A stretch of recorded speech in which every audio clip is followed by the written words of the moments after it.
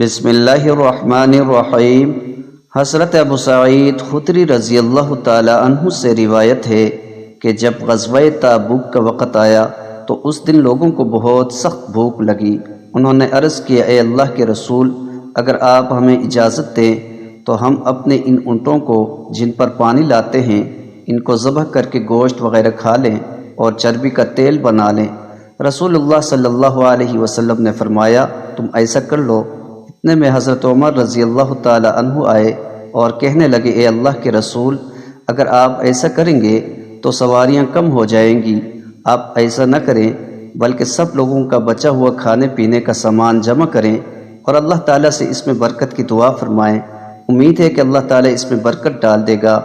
آپ صلی اللہ علیہ وسلم نے فرمایا، اچھا۔ پھر چمڑے کا دسترخوان منگوا کر بچھا دیا اور لوگوں کے پاس جو کچھ کھانے پینے کا سامان بچ گیا تھا اس کو طلب فرمایا۔